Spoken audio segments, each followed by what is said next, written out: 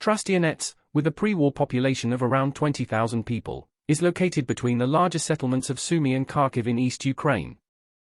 The town was attacked on the first day of the invasion, the 24th of February, by the Russian 4th Guards Tank Division. Ukrainian territorial defense forces felled trees on the main routes into town, slowing their advance. Unfortunately, despite stubborn resistance, their efforts were in vain and the city was captured on the 1st of March 2022. Let's talk a little more about the Russian force. The 4th Guards Tank Division has an extremely illustrious history going all the way back to World War II, where it participated in some significant operations against the Nazis, for example Operation Little Saturn, the liberation of Krakow and the capture of Dresden, amongst many others. The division participated in the First Chechen War of 1994 to 1996, and took part in peacekeeping operations in South Ossetia during 1997, in Kosovo in 1998 to 2002, later participating in the Second Chechen War of 1999 to 2009.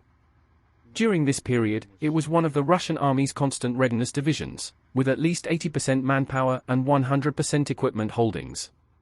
For the invasion of Ukraine, the division consisted of 2 tank regiments, the 12th and 13th. Each regiment consisted of 3 battalions and 1 mechanized infantry battalion in the BMP-2 infantry fighting vehicles.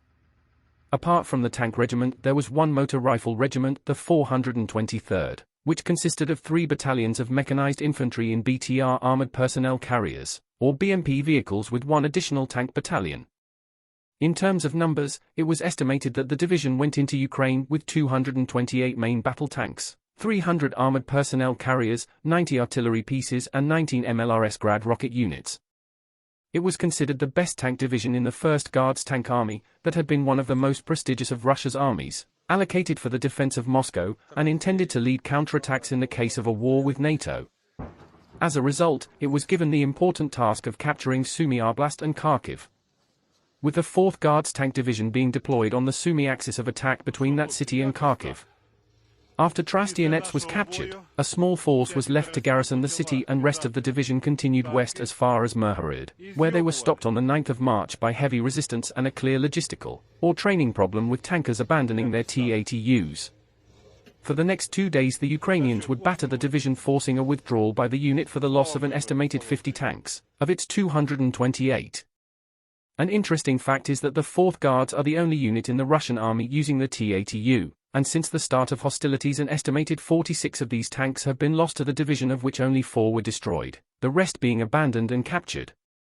That is a startling statistic for the best tank division in the army. After their withdrawal, they set up shop back in Trostyanets, using the town's main train station as their headquarters. During the occupation, Ukrainian police officers remained in the city incognito, supporting both local civilians and partisan forces operating in the area. Ukrainian forces destroyed a bridge to the south of the city, stalling the Russian advance deeper into Ukraine. The town's mayor, Yuri Borva, hid in nearby villages, receiving some criticism for his decision not to stay in town, but continued to coordinate Ukrainian resistance, including shelling of Russian positions. Reports of executions of civilians by Russian troops began in early March. If you are an Oreo cookie fan, you will sadden to learn that during the attack the Oreo cookie production plant in the town was damaged during the fighting. The facility closed shortly after the invasion. A company statement emailed to Reuters said no workers were injured in the incident, while noting that telecommunications interruptions in the area are making it difficult for Mondelez to contact its local employees. The big problem that the 4th GTD were facing was the lack of supplies, and this impacted their ability to make good the losses suffered in their assault on Mirhorod. According to sources, they didn't receive any tank reinforcements during this time, but they did use Trostyanets as base to strike the southern areas of Sumy with artillery fire. I think it's important to dwell on their occupation. Initially it started off well, with the Russians seemingly keen to assist and to develop relationships, but as things started to turn against them, so the number of reprisals increased. Food and water became a problem, and the population were largely confined to their homes, and they needed special permission to move around town. When rebel militias were brought in as occupation forces, things only got worse. People were tortured, one so badly that all of his teeth were missing, and his body was found mangled in the town morgue after liberation. The 93rd Motorized Brigade, with its 5 tank and infantry battalions, including several thousand troops and 100 or more armored vehicles including tanks, has fought in, and endured, some of the bloodiest battles of Russia's 8-month-old wider war on Ukraine.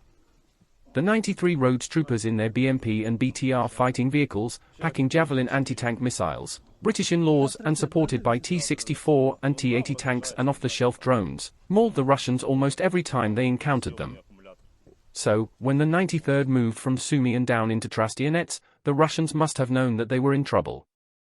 What happened next will go down in Ukrainian folklore. The Russians were routed and completely thrown out of the town. Their ability to fight had been completely degraded by a lack of support, including food and water. During the resultant combat in and around the town, the Russians lost at least 77 variants of the T-80 MBT, and many APCs, pieces of artillery and of course men. The photos of these casualties, if we could publish them, show well-equipped men no doubt under poor leadership. This number of lost tanks represents almost a third of the entire division. As a result of the border only being 25 miles away, what was left of the unit managed to get across and back into Russia, where they will undoubtedly have to reconstitute. As a result, Russia has lost one of its most capable units, with its modern equipment. Furthermore, it lost a base to attack Sumy from. And it opened roads from Sumy to Poltava to its south, breaking the siege of that city, allowing it to be resupplied.